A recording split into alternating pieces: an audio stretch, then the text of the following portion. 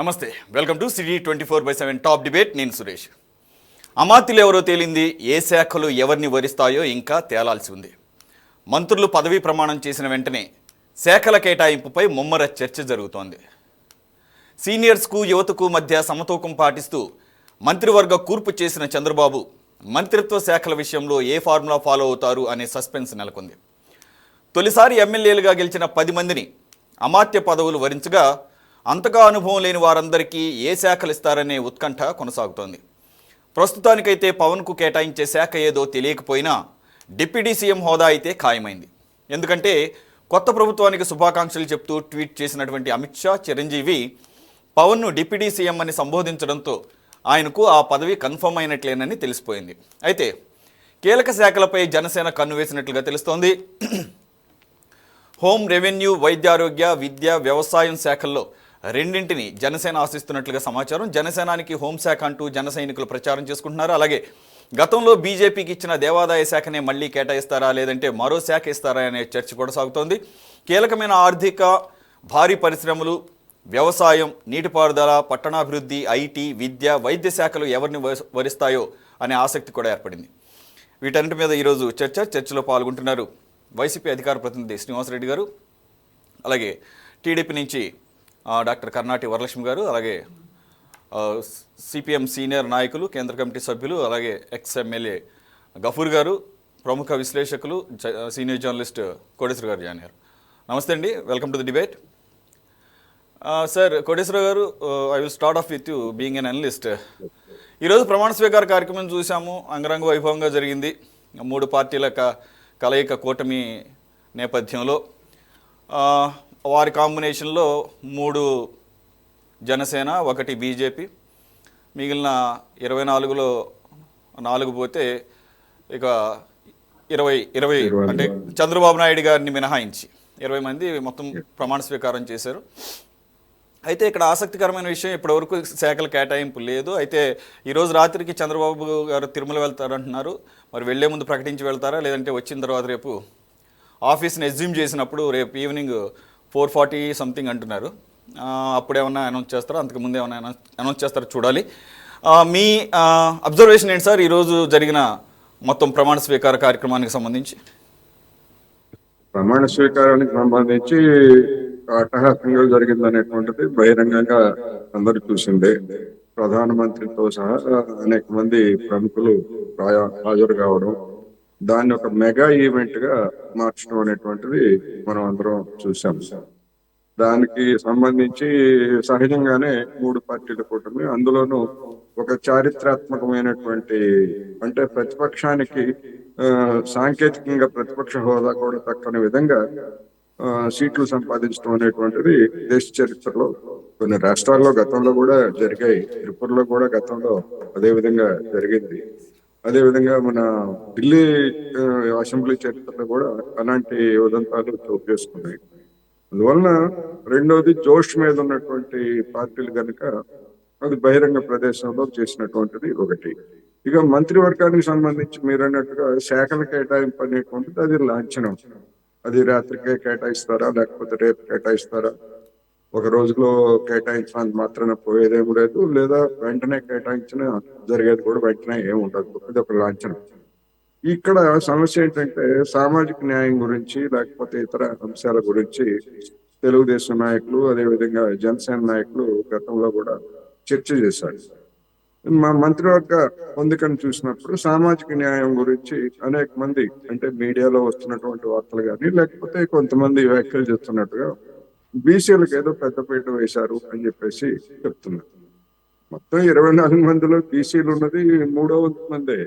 324లో 8 మంది బీసీలు ఉన్నారు. అందువల్ల పెద్దపీట అనేది మరి ఎందుకు ఆ విధమైనటువంటి అభిప్రాయం కలుగుతుందో నాకైతే అర్థం కావట్లేదు. ఎందుకంటే సామాజికంగా బీసీలు కానీ, లేదా ఎస్సీలు కానీ, దళితులు కానీ వాళ్ళు కోరుతున్నటువంటి నినాదం ఏమిటి? వాళ్ళు ఇస్తున్నటువంటి నినాదం మేము ఎంతమందో మాకంత వాటా ఇవ్వాలనేటువంటిది సహజంగా అడుగుతున్నారు. అది సామాజిక న్యాయంలో కొంతమంది యొక్క దృష్టి. అది దాన్ని మనం ఏమి తప్పు పట్టాల్సినటువంటి పని లేదు. ఆ విధంగా చూసుకున్నప్పుడు 25 మందిలో 13 మంది ఓసీలుగా ఉన్నటువంటి వాళ్ళు ఉన్నారు. మరి ఓసీ జనాభా సామాజిక తరగతులు అయితే చూసుకున్నప్పుడు ఓసీ జనాభా అంత లేదు. అందువలన దళితులు బీసీలకు పెద్దపీట అనేటువంటి ప్రచారం తప్ప మరొకటి కాదు. అయితే ఎంతమందికి ఇచ్చుకోవాలి, ఎవరికి ఇచ్చుకోవాలి అనేటువంటిది ఆ పార్టీలకు సంబంధించినటువంటి అంతర్గత వ్యవహారం తప్ప ఏదో బీసీలకు ఏదో ఒరగబెట్టారు అనేటువంటి భ్రమలకి ఎవరు లోను కావద్దు అనేటువంటిది నేను ఈ సందర్భంగా చెప్పదలుచుకున్నాను. ఇక తర్వాత రాష్ట్ర మంత్రివర్గం కొలువు తీరిన తర్వాత తీసుకునేటువంటి నిర్ణయాలు లేదా మొట్టమొదటి ఫైల్ మీద చంద్రబాబు నాయుడు చేస్తారని చెప్తున్నటువంటి సంతకాల గురించి ఒకదాని మీద చేస్తారా, లేకపోతే వివాదాస్పదమైనటువంటి 2-3 అంశాల మీద చేస్తారా, ఎన్నిటి మీద చేస్తారనేటువంటిది అది కూడా ఒక విధంగా ఏంటంటే ఒక ప్రచారం కోసం తప్ప నిరంతరం సంతకాల మీద ఫైల్ మీద సంతకాలు చేస్తూనే ఉంటారు. అందుకని తీసుకునేటువంటి విధానాలు ఏ విధంగా ఉంటాయి, రాష్ట్రం ఎదుర్కొంటున్నటువంటి సమస్యల పట్ల ఏ విధంగా స్పందిస్తారు అనేటువంటిది ఒకటైతే, ఈ సందర్భంగా ఒక్క విషయం మాత్రం చెప్పాలి. ప్రమాణ స్వీకారానికి ముందు వరకు అనేక టీవీ ఛానల్స్ లోనో లేకపోతే ఇతర చర్చల్లో కూడా ఏంటంటే ప్రధానమంత్రి గారు ముఖ్య అతిథిగా ఆయన హాజరవుతున్నారు. ఆయన రాష్ట్రానికి సంబంధించినటువంటి సమస్యల మీద లేకపోతే రాష్ట్రానికి చేసేటువంటి సహాయం మీద మాట్లాడతారు అనేటువంటి ఆశలు అనేక మందికి ఉన్నాయి. అలాంటిదేమీ జరగలేదు. అయితే జరగనంత మాత్రాన దాన్ని తప్పుపట్టాల్సింది ఏం లేదు. ఎందుకంటే నా అభిప్రాయం ప్రకారం అలాంటి ప్రకటన చేసేటువంటి వేదిక అది కాదు. అందుకని చేస్తారని నాకైతే వ్యక్తిగతంగా అటువంటి ఆశలు ఏమీ లేవు. కానీ కొంతమంది మాత్రం ఆ విధంగా భావించారు. ఏమైనప్పటికీ ఇప్పుడు ఒకవేళ ఈ రోజు ప్రకటించకపోయినా తర్వాత కేంద్రం యొక్క ఆచరణ ఎట్లా ఉంటది, రాష్ట్రం యొక్క ఆశలు ఎలా ఉంటాయి అనేటువంటిది అవి వెలువడిన తర్వాత వాళ్ళ అభిప్రాయాలు వెల్లడైన తర్వాత మనం వాటి మీద కామెంట్స్ చేయడం సరైనదిగా ఉంటుందనేది నా అభిప్రాయం. ఓకే, వరలక్ష్మి గారు, మనం నిజంగానే కొంతమంది ఎక్స్పెక్ట్ చేశాము ప్రధానమంత్రి గారు వస్తున్న సందర్భంలో ఈ ముఖ్యమంత్రిగా చంద్రబాబు నాయుడు గారు ప్రమాణ స్వీకార కార్యక్రమానికి ముఖ్యంగా ఆంధ్రప్రదేశ్ ఉన్నటువంటి పరిస్థితికి, అలాగే ఎన్డీఏ కూటమిలో ఒక కీలక భాగస్వామిగా తెలుగుదేశం ఉన్న క్రమంలో, అదే ఎన్డీఏ కూటమి తెలుగుదేశం అలాగే జనసేనల మీద ఆధారపడి ఉన్నటువంటి క్రమంలో, ఇది నంబర్ పరంగా చూసినప్పుడు గత 2 పర్యాయాలతో పోల్చుకుంటే, అలాగే నిన్న శాసనసభాపక్ష నేతగా ఎన్నికైన సందర్భంలో చంద్రబాబు నాయుడు గారు మాట్లాడిన మాటల ద్వారా ఒక ఖచ్చితమైన భరోసా మాకు కేంద్ర ప్రభుత్వం నుంచి ఉంది, ఈసారి రాష్ట్రానికి పూర్తి స్థాయిలో సహాయ సహకారాలు అందజేస్తాం. ఇదే మాట ఇదే చంద్రబాబు నాయుడు గారు ఇదే కూటమిలో ఉండి 2014లో కూడా చెప్పారు. కానీ ఏం జరిగిందో చూసాం. మనం చూడటమే కాదు, స్వయంగా చంద్రబాబు నాయుడు గారే 2018లో 4 సంవత్సరాల పాటు కూటమిలో ఉండి బయటకు వస్తూ ఇదే ఎన్డీఏ మీద, మోదీ మీద ధ్వజం ఎత్తారు. రాష్ట్రానికి పూర్తి స్థాయిలో అన్యాయం చేశాడు, మోసం చేశారు, రాష్ట్రానికి కొత్త రాష్ట్రంగా ఏర్పడినటువంటి ఆంధ్రప్రదేశ్కి చేస్తానటువంటి విభజన హామీలు ఏమీ అమలుపరచలేదు అని ధర్మ పోరాట దీక్షలు చేసిన సందర్భం మనం చూసాము ఢిల్లీ స్థాయిలో. ఆ తర్వాత ఏం పరిస్థితులు మారినాయో మాకు తెలియదు. ఆ తర్వాత ఉన్నది వైసీపీ ప్రభుత్వం. వైసీపీ ప్రభుత్వం అయితే తమకు సొంతంగా అన్ని కార్యక్రమాలు అంత సహకారం అందించిందని చెప్పేసి ఏకంగా శాసనసభ వేదికగా కూడా చెప్పిన సందర్భం ఉంది. మరి అదే మాట మీరు చెప్తారా?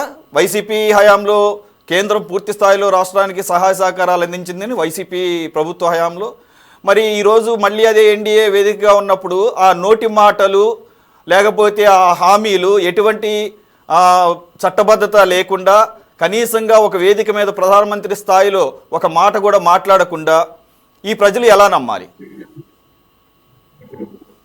నమస్తే సురేష్ గారు, మీ ద్వారా ప్యానెల్లో ఉన్న పెద్దలకి, మీ ద్వారా రాష్ట్ర ప్రజలకి, మరి ఈరోజు కొత్తగా ముఖ్యమంత్రిగా ప్రమాణ స్వీకారం చేసిన, అంటే కొత్తగా కాదు 4th టైం ప్రమాణ స్వీకారం చేసిన మనందరి ముఖ్యమంత్రి వర్యులు నారా చంద్రబాబు నాయుడు గారికి శుభాకాంక్షలు.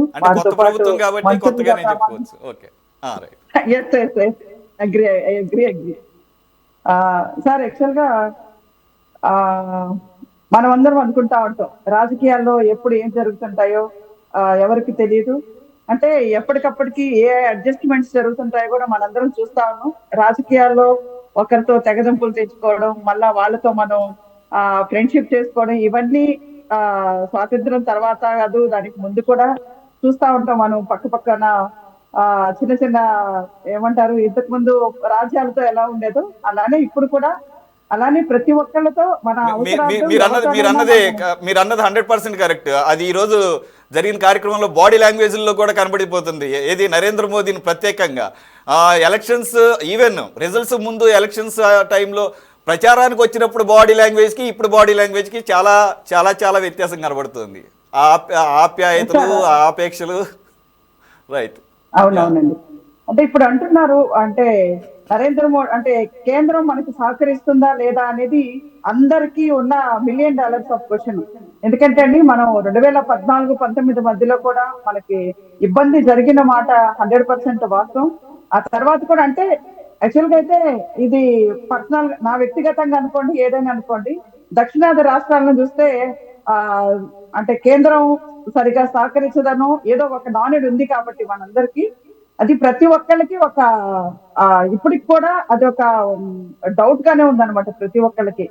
కానీ ఇప్పుడు వస్తే ఏంటంటే అండి, ఎన్డీఏకి మనం కూడా ఒక కీలక భాగస్వామ్యం, అంటే టీడీపీ జనసేన అనేది మెయిన్ ఒక భాగస్వామ్యం. దట్ నంబర్ వైజ్ గా కూడా ఎన్డీఏలో సెకండ్ అతిపెద్ద భాగస్వామ్యం టీడీపీ ఉందండి. సో ఇద్దరికి వైస్ వర్సా, ఎవరికి ఉన్న అవసరాలు వాళ్ళకు ఉన్నాయి కాబట్టి ఖచ్చితంగా ఆంధ్ర రాష్ట్రానికి ఈసారి కేంద్రం నుంచి పెద్ద ఎత్తున సహకారం ఉంటుందని, ఏదైతే నరేంద్ర మోడీ గారు ఈరోజు ప్రమాణ స్వీకారికి రావడం, ఆయన మీరు అన్నారు చూడండి, ఆ రిసీవింగ్, ఆ ప్రేమ ఆప్యాయతలు ఇవన్నీ ఇండైరెక్ట్ గానే ఆయన నోటితో చెప్పకపోవచ్చు. ఎందుకంటే ఇప్పుడున్న పరిస్థితి, వాళ్ళ ప్రమాణ స్వీకారం కాబట్టి ఆయన స్పీచ్ ఇవ్వలేకపోయి ఉండొచ్చు సమయాభావం వల్ల కూడా.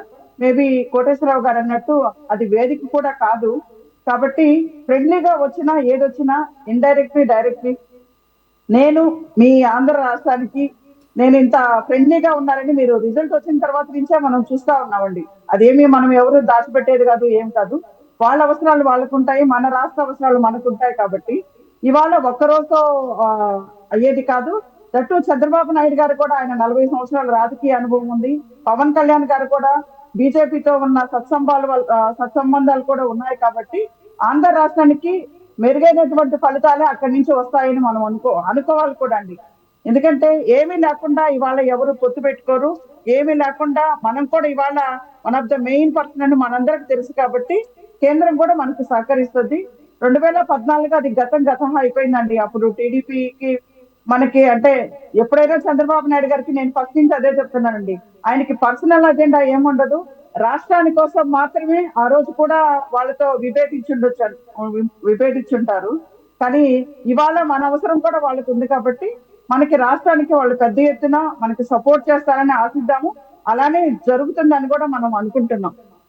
ఆల్రెడీ ప్రజలకు కూడా బీజేపీతో మనం అంతా పొత్తు కుదుర్చుకున్న తర్వాత కూడా అంటే మామూలుగా ఇప్పుడు ప్రతిపక్ష పార్టీ అయిన వైసీపీ వాళ్ళు కూడా ఆ రోజు ఏమన్నారంటే బీజేపీతో మళ్ళా పొత్తు పెట్టుకున్నారు అని డిఫరెంట్ గా రిజర్వేషన్స్ గురించి చెప్పారు. ఇవన్నీ వాళ్ళు ప్రతి ఒక్కటి క్లారిఫై ఇచ్చుకుంటా వచ్చారండి.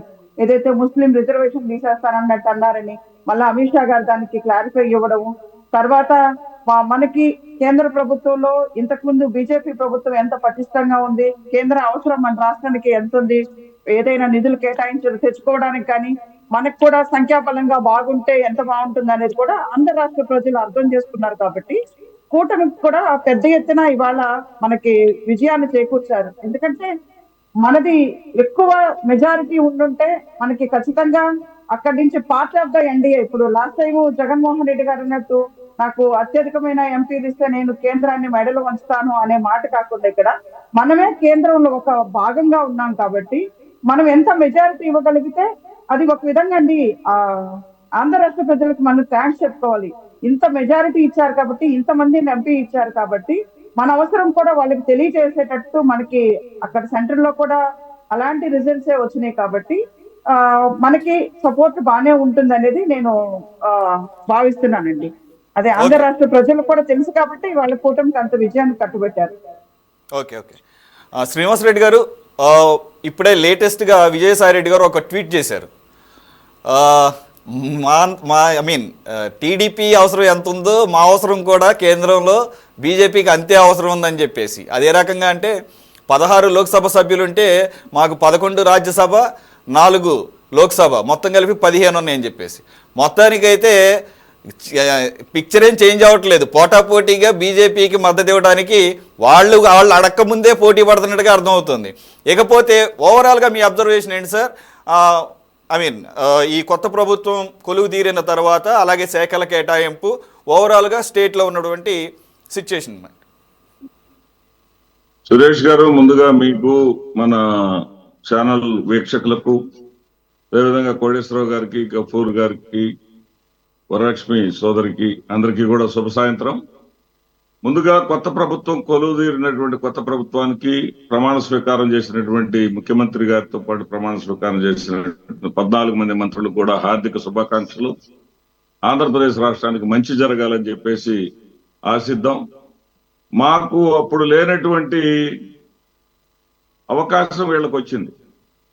జగన్మోహన్ రెడ్డి గారు ముఖ్యమంత్రి అయిన వెంటనే 2019లో చెప్పారు, వాళ్ళకి ఫుల్ మెజారిటీ లేకుండా మన మీద డిపెండ్ అయ్యేటటువంటి పరిస్థితి వాళ్ళకు వస్తుంది అనుకున్నాం. వాళ్ళకే 303 సీట్లు వచ్చినాయని చెప్తే దేశ ప్రజలు విలక్షణమైనటువంటి తీర్పు ఇచ్చి వాళ్ళని 240కి కుదించి, మరి తెలుగుదేశం అట్లాగే జేడీయూ సహాయ సహకారాలు లేకుండా ఉంటే ప్రభుత్వం నడపలేని స్థితికి వాళ్ళకి తీసుకొచ్చారు. కాబట్టి ఆంధ్రప్రదేశ్ రాష్ట్ర ప్రజలకు చాలా వీళ్ళు వాగ్దానాలు చేశారు.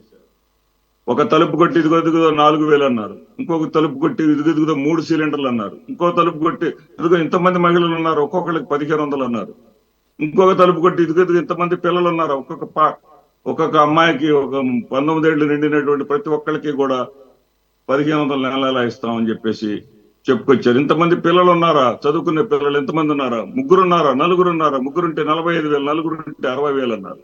సహజంగా ఏదైతే నిమ్న వర్గాల వాళ్ళు ఆశలు ఉంటాయి, వాళ్ళ ఆశలను వీళ్ళు పెట్టుబడిగా తీసుకొని ప్రభుత్వంలో అప్రతిహతమైనటువంటి మెజారిటీ, శ్రీకాకుళం నుంచి చిత్తూరు వరకు కూడా కులాలతో ప్రమేయం లేకుండా, ప్రాంతాలతో ప్రమేయం లేకుండా అద్వితీయమైనటువంటి తీర్పుని వీళ్ళు పొందారు. అఖండమైనటువంటి ప్రజల యొక్క మద్దతుని వీళ్ళు పొందారు. దానికి ఏదో కారణాలు చెప్పటం, ఏదో కోటేశ్వరరావు గారు కూడా నాతో చర్చల్లో చాలాసార్లు చెప్పారు, చాలా విధమైనటువంటి మార్పులు జరగబోతున్నాయి, మీరు పలాని ఈ అంశాలు ఎవరు చూడటం లేదు, పలానా అంశాలనే చూస్తున్నారని చెప్పారు. వారికి కూడా నా అభినందనలు. నేనేమంటున్నానంటే, ఇక్కడ మేము ఒక ప్రయోగం చేశాం. మేము చేసినటువంటి ప్రయోగం ఏంటంటే, సంక్షేమం చేసేటటువంటి క్రమంలో ఈ సంక్షేమం ఏదైతే మాట ఇచ్చామో ఆ మాట ఇచ్చిన దాన్ని నెరవేర్చడం కోసం ఏది బ్యూరోక్రాటిక్ గా మారిపోయింది. ఉద్యోగస్తుల మీద ఆధారపడాల్సినటువంటి పరిస్థితి, అధికారుల మీద ఆధారపడాల్సినటువంటి పరిస్థితి. ఈ క్రమంలో కార్యకర్తలకు, మరి పార్టీ నాయకులకు ముఖ్యమంత్రి గారు దూరం అయ్యారు. ఈ సందర్భంగా పెనాల్టీ మేము పే చేయాల్సి వచ్చింది. నేనేమంటున్నానంటే, చాలా చక్కగా చంద్రబాబు నాయుడు గారు ఆశలు రేకెత్తిచ్చారు. సంపద సృష్టిస్తానన్నారు. సంపద సృష్టిస్తానని ఎన్డీఏ సమావేశంలో మరి ఆ సంపద ఎక్కడి నుంచి సృష్టిస్తారో అది చెప్పకుండా ఆంధ్రప్రదేశ్ అప్పుల ప్రస్తావన చేశారు, ఆర్థిక స్థితిగతుల ప్రస్తావన చేశారు. మొట్టమొదటి ట్విస్టుల్లోకి వెళ్ళిపోయారు ఆయన. ఈ ప్రస్తావన చేసేసి ఏమన్నారంటే, మీరు చెయ్యి పట్టుకొని నడిపించాలి అన్నారు. ఇక్కడే పెద్ద ట్విస్ట్ ఉంది. మీరు కూడా మాకు ఓట్లేసి మంచి పని చేశారు, మీరు ఒక మమ్మల్ని చేయి పట్టుకొని మీరు ముందుకు నడిపించాలి. ఇప్పటిదాకా ఏం చెప్పారు, నాకు అపారమైనటువంటి అనుభవం ఉంది, దేశంలో నన్ను మించినటువంటి అనుభవజ్ఞుడు లేడు, నాకు అవకాశం ఇవ్వండి, నేను సంపద సృష్టిస్తా, అభివృద్ధి సంక్షేమం 2 జోడుగుర్రాల్లాగా పరిగెత్తిస్తా అని చెప్పిన ఆయన పక్క రాష్ట్రంలో రేవంత్ రెడ్డి ఏదైతే చెప్పాడో, ఈయనేదో లంకె బిందెలు ఉంచాడు అనుకున్నాను కేసీఆర్ గారు, ఇక్కడ అన్ని ఖాళీ బిందెలే ఉన్నాయి అని చెప్పేసి సంక్షేమంలో కోతలు పెట్టినట్టుగా. ఆ కోతల ఫలితం ఏం జరిగింది కర్ణాటకలో చూసాం. 17 పార్లమెంటు స్థానాల్లో ఓడిపోయింది కాంగ్రెస్ పార్టీ. అటువంటిది కాకుండా, అలాంటివి చేయకుండా ఏదైతే ప్రజలకు మాట ఇచ్చారో ఆ మాట చేయండి. మేము ఈ రోజున విమర్శలు చేయడానికి లేము. ఈ రోజు కాదు, కనీస ప్రతిపక్ష హోదా కూడా ఇవ్వని దానికి మాలో మేము సమీక్షించుకుంటున్నాం. అదేవిధంగా కక్షలు కార్పణ్యాలకు ఏదో ఈ వారం రోజుల్లో నేను ప్రమాణ స్వీకారం చేసే లోపే మీరు దాడులు చేసేది ఏదో చేసుకోండి అన్నట్టుగా రంగా గారి హత్య సమయంలో జరిగినటువంటి భయానకమైనటువంటి పరిస్థితులు ఆంధ్రప్రదేశ్లో కనపడే విధంగా చేశారు, దుర్మార్గంగా చేశారు. మా పత్తిపాటి కాన్స్టిట్యున్సీలోనే ఒక 23 ఏళ్ల యువకుడిని బండరాతితో మోది చంపారు, హత్య చేశారు. నిమిషాల్లో చనిపోయాడు ఆ కురవాడు. ఇటువంటి అరాచకాలు లేకుండా, ఇలాంటి అరాచకాలు కానీ ఇవన్నీ కానీ సినిమా తెరల మీద బాగుంటాయి కానీ నిజ జీవితంలో బాగోవు అనేది గుర్తుపెట్టుకొని మీ అనుభవాన్ని ప్రజల క్షేమానికి, అదేవిధంగా మీరు ఏదైతే సంపద సృష్టిస్తామన్నారో ఎలా సృష్టిస్తారో సృష్టించి ఏదైతే ప్రజలకు ఆశలు పెట్టారో ఆశలన్నింటినీ కూడా నెరవేర్చాలని మనస్ఫూర్తిగా కోరుకుంటూ, ఎక్కడైనా సరే ప్రజలు ఇబ్బంది పడితే మాత్రం ప్రజల పక్షాన మేము పోరాటానికి సిద్ధంగా ఉన్నామని తెలియజేసుకుంటున్నాను. Suresh garu. Okay, right, fair enough. Gafoor garu, first మనం శాఖల గురించి మాట్లాడుకుందాము. అంటే శాఖలు రేపటికి కానీ అనౌన్స్ చేయమని చెప్పేసి కాసేపటి క్రితమే వార్తలు వస్తున్నాయి. చంద్రబాబు నాయుడు గారు ఈ రోజు కాదు రేపు లోపల అనౌన్స్ చేస్తామని చెప్పేసి. సరే, కోటేశ్వర గారు చెప్పినట్లు అదేం పెద్ద మ్యాటర్ కాదు, ఆ శాఖలు ఎవరికి ఏం కేటాయిస్తాయి ఇవన్నీ కూడా స్పెక్యులేషన్స్. కాసేపు పక్కన పెడితే కూర్పు ఎలా ఉందనుకుంటున్నారు? 17 కొత్త ముఖాలు కనపడుతున్నాయి, టోటల్గా 24లో 25 అంటే చంద్రబాబు గారిని పక్కన పెడితే. అలాగే ఒకటి ఖాళీగా ఉంచారు, 25 వరకు అవకాశం ఉంది కదా సార్. మరి ఒకటి ఖాళీగా ఉంచారు, అది మరి ఏమన్నా ఒక సందిగ్ధతతో ఏమన్నా ఖాళీగా ఉంచారా? దాన్ని ఎప్పుడు ఫిల్ చేసుకుంటారు అనేది పక్కన పెడితే ఈ 17 కొత్త ముఖాలే. దీంట్లో 10 మంది ఫస్ట్ టైం ఎలక్టెడ్ ఎమ్మెల్యేస్. సరే, కూటమిలో భాగంగా ఇవన్నీ జరుగుతూనే ఉంటాయి. అలాగే అనేక పర్మిటేషన్స్ అండ్ కాంబినేషన్స్ ఫుల్ఫిల్ చేయాల్సిన అవసరం ఉంటుంది, ప్రాంతాల వారీగా, సామాజిక వర్గాల వారీగా, అలాగే పార్టీల వారీగా, అలాగే ఏజ్ గ్రూపుల వారీగా కూడా అవసరమైతే. మీ అబ్జర్వేషన్ ఏంటి సార్ ఓవరాల్గా? ఏదైనా ముఖ్యమంత్రి గారి యొక్క ప్రిరాగటివ్ అండి, దాన్ని మనం అది చేయాల్సింది ఇది చేయాల్సిందని తప్పట్లే మనం. అయితే నాకు బై అపియరెన్స్, నేను లోతుగా వారి చరిత్ర ఏమిటి, వారి ట్రాక్ రికార్డ్ ఏమిటి అంత లోతుగా నేను అధ్యయనం చేయలేదు, కానీ బై అపియరెన్స్ బాగానే ఉంది. ఎందుకంటే సోషల్ కాంపోజిషను ఆ ఒకటి ఖాళీ ఉండేది బోయా వాల్మీకి వాళ్ళ కోసమని ఖాళీ పెట్టినారు. అదేదో ప్రయత్నం చేశారట, వాళ్ళకి సూటబుల్, మరి ఎందుకో ఏ జిల్లాకి ఇచ్చినా 4 అవుతున్నాయనే దాంతో ఏదో కాస్త ఆలోచిస్తున్నారు అనేటువంటిది. ఎందుకంటే అదొక పాపులర్ సోషల్ క్లాస్, అందు రాయలసీమలో చాలా ప్రిడామినెంట్ క్లాస్ కూడా, కాబట్టి ఉన్నారు వాళ్ళకు. అయితే అనంతపురం జిల్లాలో ఇప్పటికే 3 అయినారు, కర్నూలు జిల్లాలో 3 అయినారని ఏదో తర్జన పర్జనలు ఏం జరుగుతున్నాయో మనకు తెలియదు, కానీ బై హియర్సే వీళ్ళు చెప్పిన మాట అది. ఏమైనా సోషల్ కాంపోజిషన్ బాగానే ఉందండి. రెండవది యూత్ బాగానే తీసుకున్నారు, ఎందుకంటే పాత కాపులు ఉన్నారు, చాలా మంది పాత కాపులు ఎలక్ట్ అయినారు. ఇక ఎప్పటి నుంచో మంత్రులు ఉండేవారు. అట్లా కాకుండా విద్యార్థికులు, యువకులు తీసుకుంటే మంచిది. ఆ రకంగా వాళ్ళందరికీ శిక్షణ ఇచ్చి వాళ్ళు ప్రజల్లో మమేకమయ్యేటువంటి పద్ధతిలో కనుక ట్రైనింగ్ ఇస్తే మంచిదే. అట్లా కాదు, శ్రీనివాసరెడ్డి గారికి కోపం రావచ్చు, కానీ సిట్ స్టాండ్ మంత్రి వర్గం ఉండకూడదండి. మంత్రి అనేవాడు ఎవడైనా కానీ వాడి శాఖకు సంబంధించి స్వతంత్రంగా ఆలోచించగలిగే వాడే ఉండాలి. అన్ని ముఖ్యమంత్రి చేతిలో పెట్టుకోకూడదు ఎప్పుడు. రేపు చంద్రబాబు నాయుడు పెట్టుకున్నా తప్పని మేము చెప్తాం.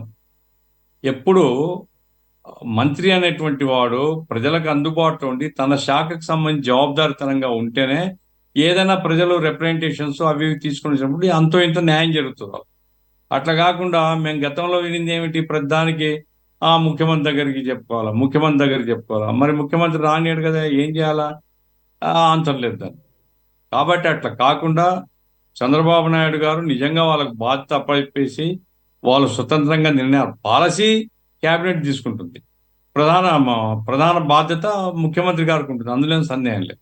అయితే రోజువారీ వ్యవహారాలు కానీ ఆ శాఖకు సంబంధించినటువంటి పాలసీకి, ప్రభుత్వం యొక్క పాలసీకి లోబడిన నిర్ణయాలు కానీ ఆ శాఖ మంత్రి తీసుకునేటువంటి పద్ధతిలో, ఎందుకంటే అధికారులు ఉంటారు, వాళ్ళు చర్చించి నిర్ణయాలు తీసుకుంటే ప్రజలకు అంతో ఇంతో న్యాయం జరుగుతుంది.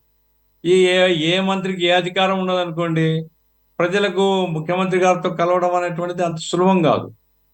కాబట్టి ప్రజల యొక్క ఆస్పిరేషన్స్ ఫుల్ఫిల్ కావు. అందుకోసం కొత్త వాళ్ళని తీసుకున్నారు, సంతోషం. అయితే వాళ్లకు బాధ్యత అప్పచెప్పేటువంటి పద్ధతిలో ఉండాలి తప్ప ప్రతిదీ ముఖ్యమంత్రి మీద వేసుకునేటువంటి పద్ధతిలో ఉండకూడదు. అందుకోసం కాంబినేషన్ నాకు కనపడుతున్న మేరకు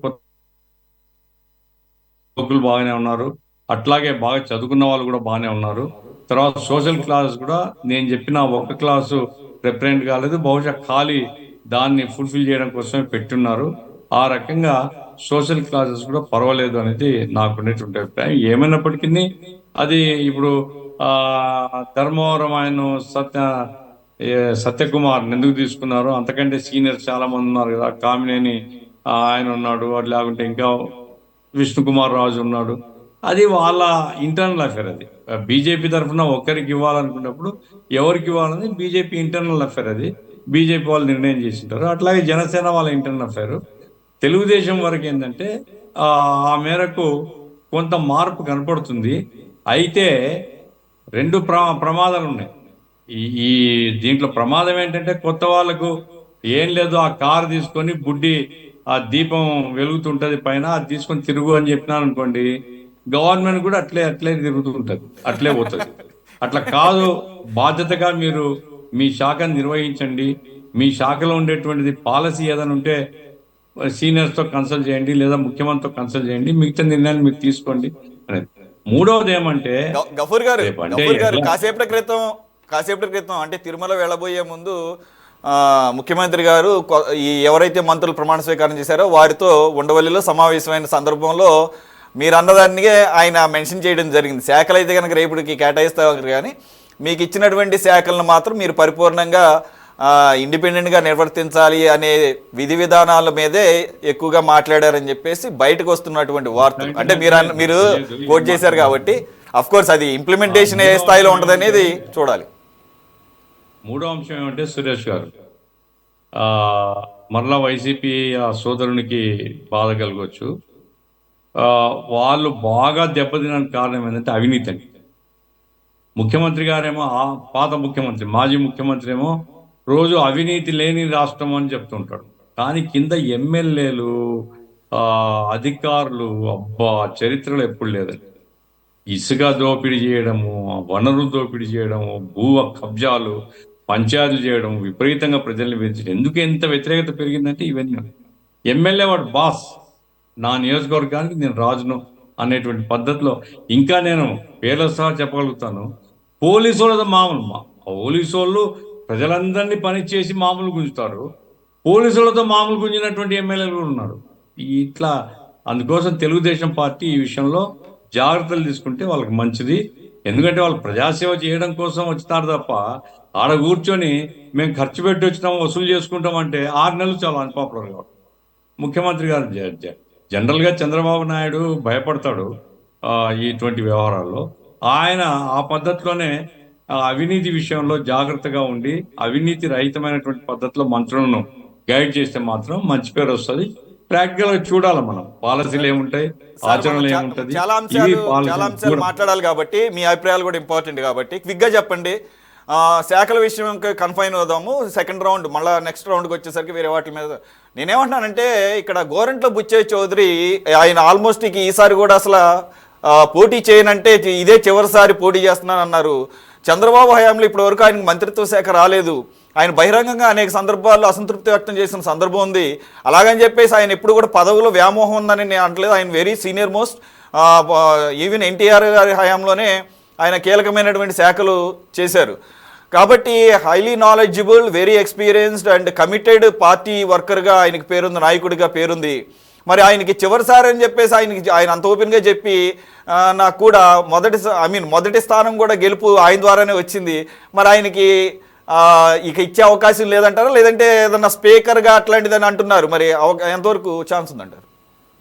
ఇప్పుడు ఒకటండి, గోరంట్ల బుచ్చయ్య చౌదరి గారు మీరు చెప్పినట్లుగా మొట్టమొదటి డిక్లేర్ చేసినప్పుడు ఆయన అడిగారు, ఏమిటి మీకు మంచి మెజారిటీ వచ్చింది, మీరు ఏం ఎక్స్పెక్ట్ చేస్తున్నారు, క్యాబినెట్లోకి పోతారా అని ఆశ ఉంటుంది కదండి. పోవడం కోసం కదా, ఇంత ఎక్స్పీరియన్స్ ఉంది, ఇన్నిసార్లు గెలిచాను నేను, నాకు హక్కు ఉంది అని చెప్పాడు ఆయన. అవును. ఇప్పుడు దాచుకునేది ఏం లేదు. ఇప్పుడు అట్లా ధూళిపాల నరేంద్ర పాపం అతను కూడా చాలా కాలంగా గెలుస్తూ ఉన్నాడు. ఆ అయితే కొన్ని ఏమవుతుందంటే, ఇప్పుడు సీనియర్స్ అందరినీ అకామిడేట్ చేసుకోవాలంటే మళ్ళీ సోషల్ క్లాసెస్ దగ్గరకు వచ్చేప్పటికి ప్రాబ్లం వస్తుంది. ఇప్పుడు ఎంతమంది ఈ కమ్మ సామాజిక తరగతి నుంచి తీసుకుంటారు? ఎవరు ఏ ప్రభుత్వమైనా ముందే ఈ ప్రభుత్వానికి ఈ పార్టీకి ఒక పేరు ఉంది, ఇది కమ్ముల పార్టీ, కమ్ముల ప్రభుత్వం అని. అందుకోసం ఆ పరిమితులు ఉంటే ఏమైనా అది వాళ్ళ ఇంటర్నల్ అఫైర్. మేము ఎందుకంటే బయట నుంచి మేము ఆయన తీసుకోవాల్సింది, ఈయన తీసుకోవాల్సింది, మాకేం హక్కు ఉంది? కాబట్టి అది internal affair of the party. వాళ్ళు ఏదైనా ఉంటే పార్టీ వేదికల్లో చర్చించుకుంటారు. ఇక్కడ బీసీలకు పెద్దపీట వేశారని చెప్తున్నారు కాబట్టి బీసీలో ఒక మేజర్ క్లాసు ఏదైతే మిస్ అయిందని నేను చెప్తున్నానో, అది తెలంగాణ రాయలసీమలో ప్రత్యేకించి కర్నూలు, అనంతపురం జిల్లాలో ప్రిడామినెంట్ క్లాస్ అది. అది భర్తీ చేయకపోతే మాత్రం నష్టం జరుగుతుంది. Okay, right. ఇక కోటేశ్వర గారు, ఈవెన్ కాసేపటి క్రితమే కాంగ్రెస్ సీనియర్ నాయకుడు జయరాం రమేష్ కూడా వ్యాఖ్యానించడం జరిగింది. ఆంధ్రప్రదేశ్కి విభజన హామీలు అనేవి ఇంకా పెండింగ్ అలాగే ఉన్నాయి. ఈ క్రూషియల్ టైంలో ప్రధానమంత్రి మోదీ గారు ఖచ్చితంగా ఒక విస్పష్ట ప్రకటన చేయాల్సిన అవసరం ఉంది. ఆఖరికి ఆయన ప్రత్యేక హోదా అంశం కూడా ఎత్తారు. ఎందుకంటే ఇండియా బ్లాక్ అది మనకు ప్రామిస్ చేసింది కాబట్టి, ఇన్ కేస్ వాళ్ళు కనుక సెంటర్లో గవర్నమెంట్ ఫామ్ చేసి ఇండియా బ్లాక్లో అది కాసేపు పక్కన పెడితే మిగిలిన అన్నీ కూడా వాస్తవాలే. అంటే ఈవెన్ ప్రత్యేక హోదా కూడా మన హక్కే. కానీ ఈరోజు ఎవరైతే శ్రీనివాస్ వర్మ గారు ఉన్నారో, ఇది సెంట్రల్ క్యాబినెట్కి బీజేపీ తరఫున ఎన్నికైన ఆయన, ఈ ఉక్కు కర్మాగారం steel plant, Vizag steel plant యొక్క ప్రైవేటీకరణ ఆపుతామని మాట్లాడుతూనే ప్రత్యేక హోదా మాత్రం ముగిసిన అధ్యాయం అని చెప్తున్నారు ఆయన. మళ్ళా అలాగే స్పెషల్ ప్యాకేజీకి ఆల్రెడీ ఓకే చేసింది, అది స్పెషల్ ప్యాకేజ్ ఇచ్చాము అని కూడా చెప్తున్నాడు. ఒక పక్కనేమో చంద్రబాబు నాయుడు గారేమో పూర్తి స్థాయిలో సహకారం అంటుందంటున్నారు, అది నోటి మాట. కానీ గతానుభవాల దృష్ట్యా ఇకపోతే మనకి ఇంకా చాలా పెండింగ్ అంశాలు ఉన్నాయి. స్టీల్ ప్లాంట్ ఇవి కాకుండా కడప ఉక్కు కర్మాగారం ఉంది, మనకి రైల్వే జోన్ ఉంది, దుగరాజపట్నం పోర్ట్ ఉంది, అలాగే చెన్నై వైజాగ్ కారిడార్, ఇవన్నీ ఉన్నాయి. మరి వీటన్నిటికీ ఏమన్నా మీరు అన్నట్లు ఈరోజు వేదిక కాకపోవచ్చు, మరి ఒక కాంక్రీట్గా ఏమన్నా అఫీషియల్గా ఏమన్నా అనౌన్స్మెంట్ చేయించే అవకాశం ఎంతవరకు కనపడుతుంది అంటారు ప్రస్తుత వాతావరణంలో? ఇప్పుడు వెంటనే కేంద్ర ప్రభుత్వం ముందు ఓట్ అండ్ అకౌంట్ బడ్జెట్ స్థానంలో పూర్తి బడ్జెట్ ని ప్రవేశపెట్టాల్సినటువంటి అవసరం ఉన్నది. ఆ పూర్తి బడ్జెట్ ప్రవేశపెట్టినప్పుడు జరిపేటువంటి కేటాయింపుల్లో తెలుగుదేశం, జనసేన లేదా బీజేపీ 3 పార్టీలు, రాష్ట్ర పార్టీలు ఆశిస్తున్న మేరకు ఉంటాయా లేదా అనేటువంటిది స్పెక్యులేషన్. అదే మొట్టమొదటి పరీక్ష నరేంద్ర మోడీ గారికి అక్కడ ఎదురుగా పోతాం. ఇక ఆయన ఉక్కు శాఖ సహాయ మంత్రి చెప్పినటువంటి మాట, అది ఏదో ఒక స్టాఫ్ గ్యాప్ గానో లేకపోతే విమర్శను తప్పించుకోవడానికో చెప్పినటువంటి తప్ప విధానపరంగా ప్రభుత్వ రంగ సంస్థలని విక్రయించడం, ప్రభుత్వ రంగ సంస్థలు అంటే విశాఖ ఉక్కుతో సహా ప్రభుత్వ రంగ సంస్థలను విక్రయించడం అనేటువంటి దాని మీద ఒక విధానపరమైనటువంటి నిర్ణయం తీసుకోవాలి. ఆ విధానపరమైనటువంటి నిర్ణయం తీసుకోకుండా మంత్రులు ఎన్నిసార్లు చెప్పినా లేకపోతే ఇంకోళ్ళు ఎన్నిసార్లు చెప్పినా కానీ దానికి శాంటిటీ అనేటువంటి ఉండదు. ఎందుకంటే మనం చూసాం, పవన్ కళ్యాణ్ గారు అక్కడ జరుగుతున్నటువంటి ఆందోళన చేస్తున్నటువంటి కార్మికుల దగ్గరికి వెళ్ళి వాళ్ళకి సంఘీభావం ప్రకటించడం, ఇటువంటివన్నీ చేసిన ప్రతిసారి కూడా సందర్భం వచ్చినప్పుడల్లా పార్లమెంట్ లో మంత్రులు ఏం చెప్పారంటే విధానాన్ని పునరుద్ఘాటించారు. అంటే ఏమిటి, మేము ప్రైవేటీకరించి తీరుతామని చెప్పేసి పునరుద్ఘాటించారు. అందువలన మొత్తం మీద అటువంటి దాని మీద ఎదురైనటువంటి ప్రతిఘటన, కార్మిక వర్గ ప్రతిఘటన కానివ్వండి, లేదా దేశంలో ఉన్నటువంటి ఎన్విరాన్మెంట్ తోటి అటువంటి పాలసీని కేంద్ర ప్రభుత్వం మారిస్తే తప్ప, లేకపోయేట్లయితే అది దానికి ఉండేటువంటి ఆ కత్తి వేలాడుతూనే ఉంటుందనేది మనం విశాఖ ఉక్కు మీద చూడాలి. ఇక మన శ్రీనివాసరెడ్డి గారు చెప్పారు, ఆయన ఏం చెప్పారు, ఆయన అంటే గతంలో కూడా జగన్మోహన్ రెడ్డి గారు కూడా చెప్పారు, మనకి అవకాశం లేకపోయింది అందుకని మనం చేయలేకపోయామని. అది జనాన్ని తప్పుదారి పట్టించేటువంటి మాట, నిజాయితీ కూడిన మాట కాదనేది నా అభిప్రాయం. ఎందుకు అంటే ఇవాళ ఇందాక మీరు చెప్పారు, విజయసాయి రెడ్డి గారు ఆ, పార్లమెంట్ లో రాజ్యసభలో మాకు 11 స్థానాలు ఉన్నాయి, మేము కూడా అవసరమే అనేటువంటి మాట చెప్పారు.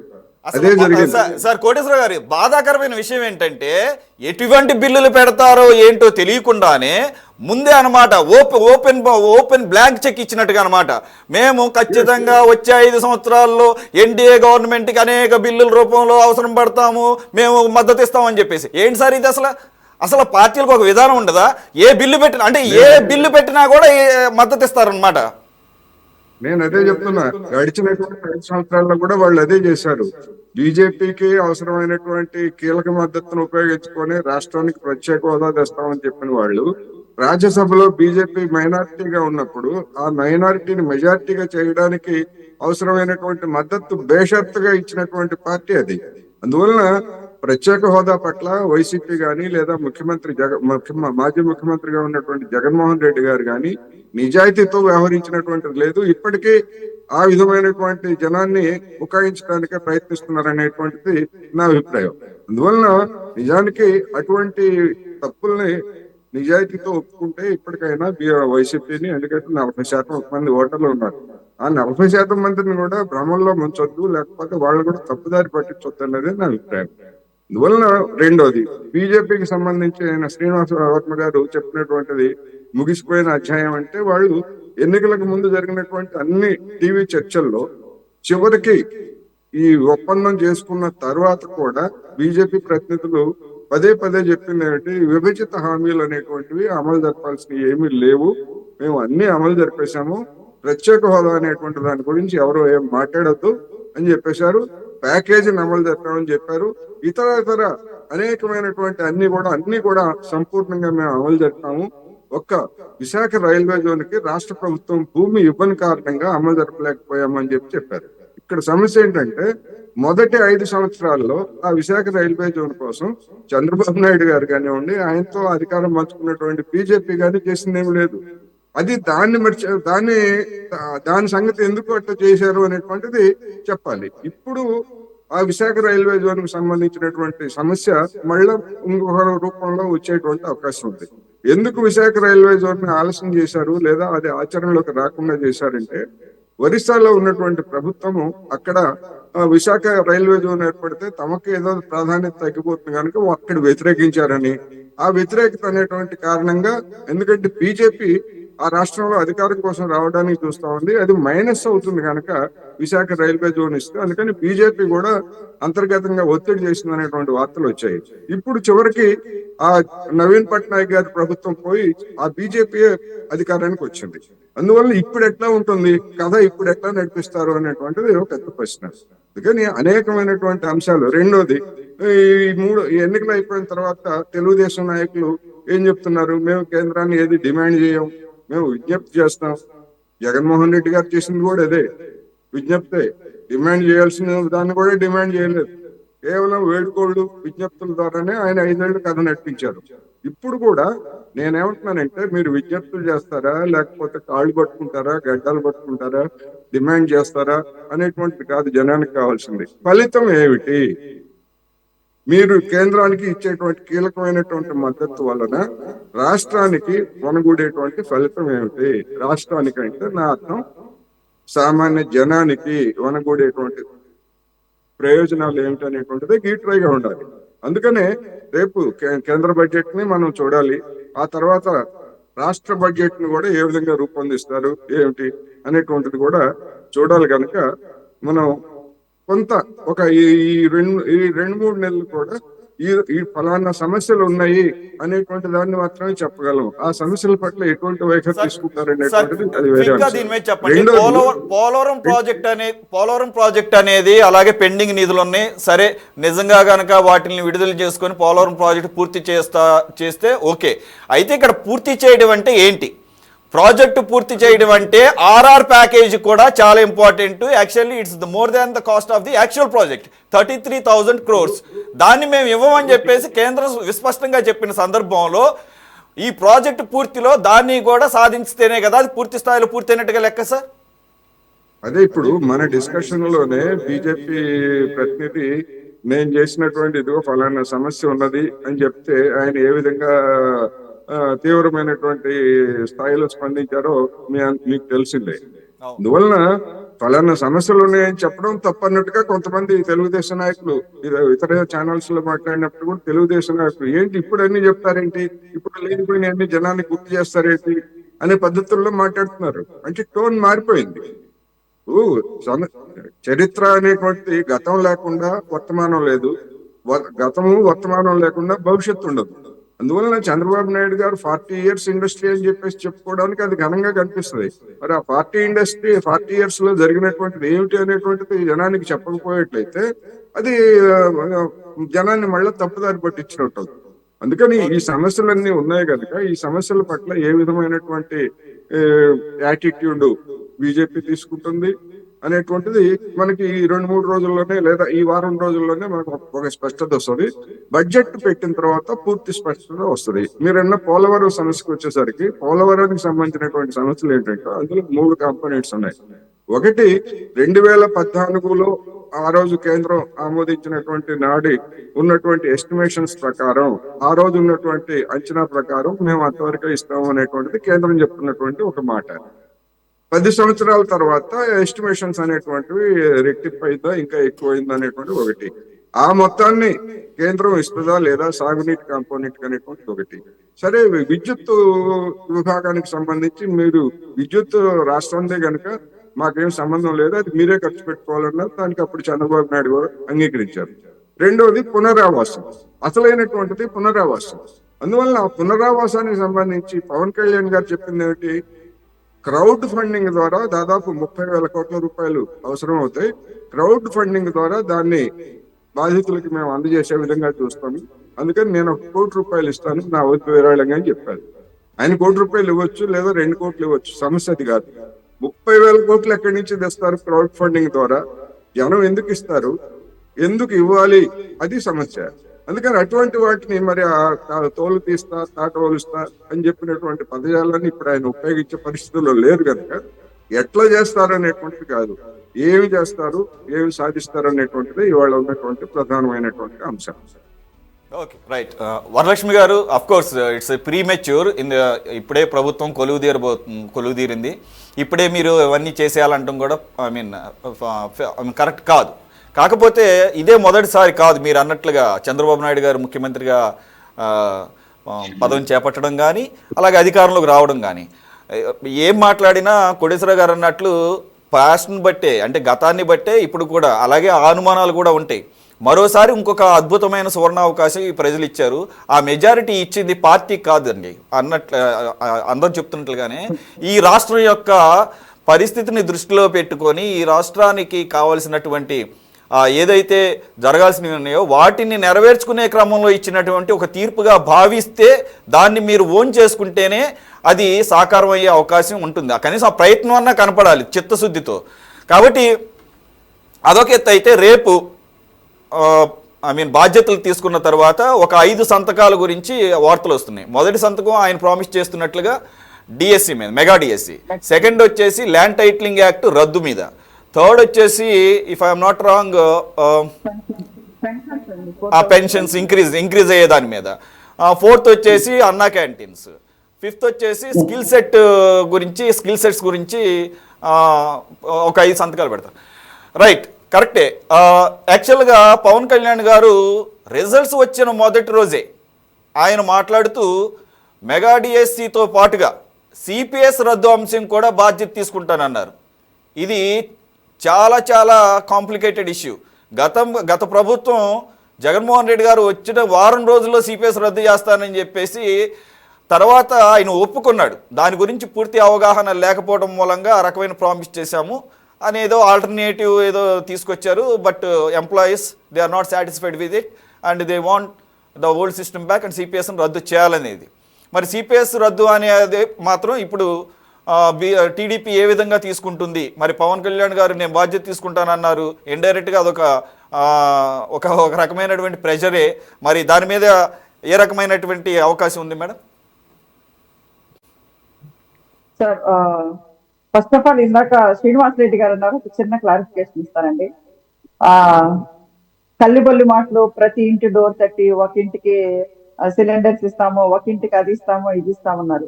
ఇక్కడ బాబు సూపర్ సిక్స్ పథకాలండి. నేను ఏ ఏ పదాన్ని గవర్నమెంట్ వాడలేదు, అధికారం అల్లబల్లి ఒక్క పదమే నిమిషం, వాడలేదు నేను మిమ్మల్ని డిస్టర్బ్ చేయలేదు. ఓకే ఓకే శ్రీనివాస్ రెడ్డి గారు, నేను ఓకేనండి, అసలు మర్చిపో disturb చేయలేదు. అంటే చాలా టైం.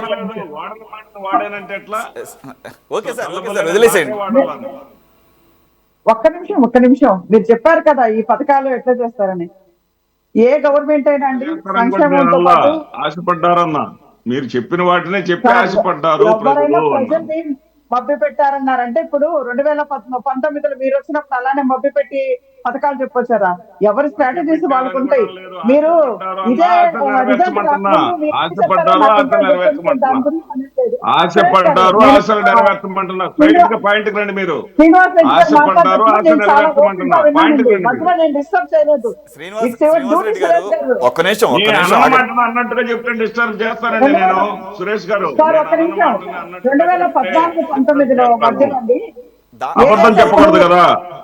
టీడీపీ అంటేనే అబద్ధాల పార్టీ. కూర్చున్నోళ్ళు కూడా అబద్ధాలు చెప్తే సార్, ఎట్లా? ఎవరు అబద్ధాల పార్టీయో అందరికి అబద్ధాలకి తెలిసే. ఇప్పుడు ప్రజలు టీడీపీ. ఒక తీర్పు ఇచ్చినప్పుడు కూర్చొని ఇంకా మీరు కూడా అబద్ధాలు చెప్తే ఎట్లా? ఎలక్షన్ కల్లబొల్లి అనే కలపాలని మాటనే ఇంకా నేను మీరు వాడాల. అబద్ధాలు వాళ్ళిద్దరిని చెప్పానండి, మీరు కోటేశ్వరరావు చెప్పిన గారిని, దానికి గఫూర్ గారిని. కల్లబొల్లి అనే మాట నేను వాడానేమో. వాళ్ళు ఓకే చెప్పానండి. Sir, okay okay okay sir sir. Srinivas Reddy గారు, దాంట్లోనే ఎసెన్స్ తీసుకోండి, ఎసెన్స్ మాత్రమే తీసుకోండి, ఆ పదాన్ని పక్కన పెట్టేసేయండి కాసేపు. నేను అసలు తీసుకోండి. ఆశలు పెట్టారు, ఆశలు నెరవేర్చండి అన్నా అంతే. నేనేం తప్పల్లా. ఓకే ఓకే ఓకే ఓకే వాళ్ళు ఓకే చెప్పిన ఇప్పుడు మాటలే మీరు ఏదైనా చెప్పా. చెప్తారు. సురేష్ గారు, వాళ్ళు ఏదైతే నేను మధ్యలో అదే డిస్కస్ చెప్పాను. చేయను. ఎందుకంటే తనకి మాట్లాడే టైం మీరు ఇచ్చారు కాబట్టి తను ఎక్స్ప్రెస్ చేయొచ్చు. అలానే టైం నాకు కూడా నేను ఎక్స్పెక్ట్ చేస్తాను కదా. 2014-19 మధ్యలో ఆ రోజు జరిగిన అభివృద్ధి అనుకోండి, ఆ రోజు జరిగిన అక్కడ లోకల్లో ఎవరెవరు ఎమ్మెల్యేస్ ఏం చేశారో అని చాలా పెద్ద ఎత్తున ఏం జరిగిందో దానికి ప్రజలు ఖచ్చితంగా 2019లో ఆ తిరుగుబాటు ఆ రోజు చంద్రబాబు నాయుడు గారి మీద చేయలేదండి. లోకల్లో ఉన్న వివిధ అంశాల మీద, లోకల్లో ఎమ్మెల్యేస్ మీద తిరుగుబాటు చేశారు 2019లో.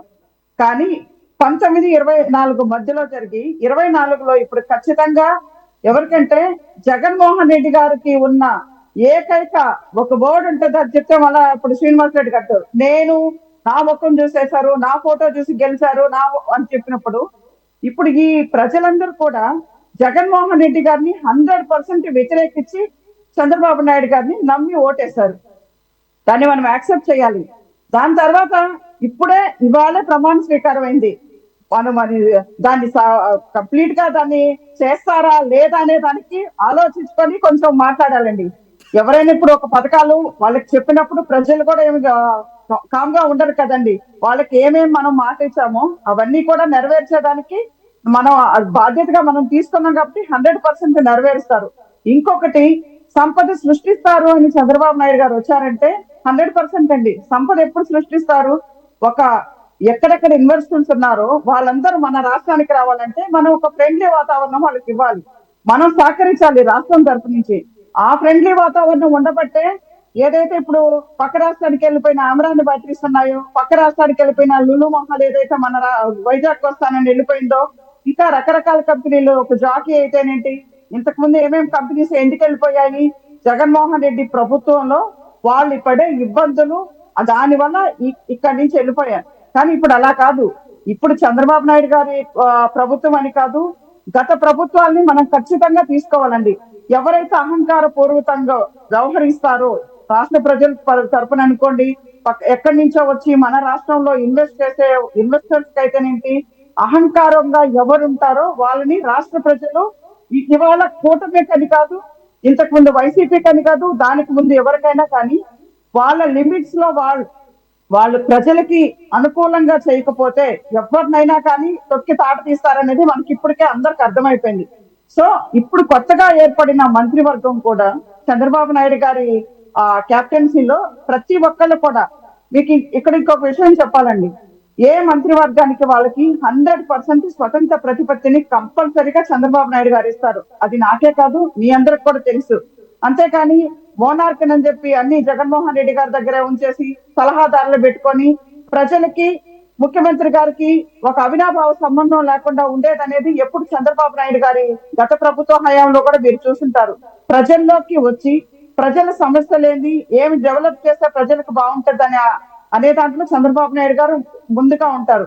అఫ్ కోర్స్ 14-19 మధ్యలో మనం కొత్తగా ఏర్పడిన రాష్ట్రం, మనం లోటు బడ్జెట్ తో మనం స్టార్ట్ చేసిన రాష్ట్రం కాబట్టి కొన్ని ఆ టైంలో నిర్వర్తించకపోవచ్చు. కానీ ఇప్పుడు ఈ 5 సంవత్సరాలుగా ప్రజలు ఎంత ఇబ్బంది పడుతున్నారు, ఇంక్లూడింగ్ ఎంప్లాయీస్ కూడా. ఇవాళ ఎంప్లాయీస్ అండి, మీరు నమ్ముతారో నమ్మరు సురేష్ గారు, సిపిఎస్ ద్వారా వచ్చే ఫండ్ లేకపోతే ఇంకొకటి కావాలని ఎవరు ఇవాళ కాదండి. ఒక స్వేచ్ఛగా మన పని మనం చేసుకొని మనం గాలి పీల్చుకోవాలి, దేవుడా మాకొచ్చే ఆ జీతం చాలు అనే పొజిషన్ లో ఇవాళ గత ప్రభుత్వం మీద ఎంత వ్యతిరేకత ఉందో మనందరికి తెలుసు. ప్రతి ఒక్కరికి నేను పథకాలు ఇవ్వలేదని నేను అనను, ఏం చేయలేదని. కానీ రాష్ట్రం మొత్తంలో ఎక్కడ వాళ్ళకి ఒక స్వతంత్రం అనేది లేదండి.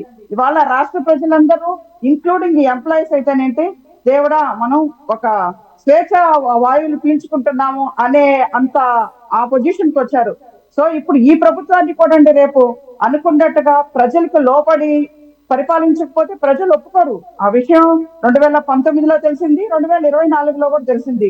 ఇవాళ ప్రతి ఓటరు ఒక బాధ్యతగా యాక్చువల్ గా ఎవరైనా కానీ మళ్ళీ వచ్చే ఎలక్షన్స్ లో కూడా మనమే రావాలని కోరుకుంటారు. అయితే దానికి అవలంబిస్తున్నటువంటి విధానాలు ప్రజల ఆకాంక్షలకు మ్యాచ్ అయితేనే అది సాధ్యపడుతుంది. మ్యాచ్ అవ్వకపోవడం మూలంగానే 2019లో మీరు అధికారం కోల్పోయినా, ఇప్పుడు 2024లో వైసీపీ అధికారం కోల్పోయినా మీరు రావాలనే కోరుకున్నారు. కానీ మీరు అవలంబించిన విధానాలు ప్రజల ఆకాంక్షలకి ఎక్కడా కూడా మ్యాచ్ కాలేదు కాబట్టి జరిగింది. 2029లో కూడా మేము కూడా అదే అంటున్నాము. ఆ గతంలో జరిగిన వాటిని దృష్టిలో పెట్టుకుని ప్రజలకు ఒక భరోసా కల్పించాలి. ఆ భరోసా అనేది మాటలతో అవదది.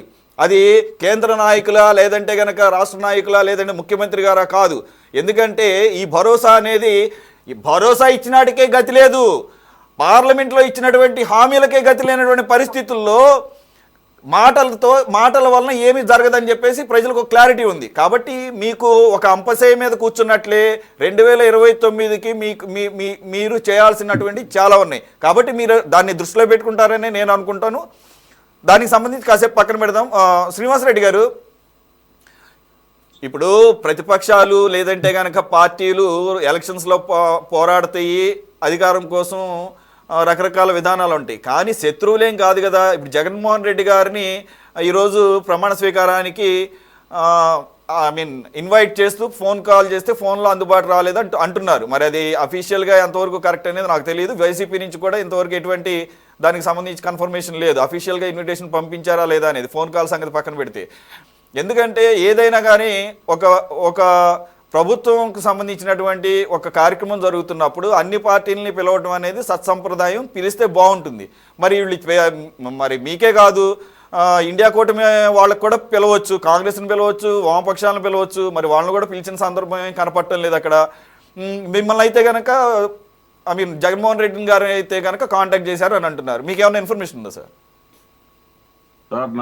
నా దగ్గర ఉన్న ఇన్ఫర్మేషన్ ఏంటంటే, చంద్రబాబు నాయుడు గారు కూటమి గెలవగానే భారతి గారు, జగన్మోహన్ రెడ్డి గారు ఇద్దరు కూడా స్వయంగా చంద్రబాబు నాయుడు గారికి ఫోన్ చేసి శుభాకాంక్షలు చెప్పారు.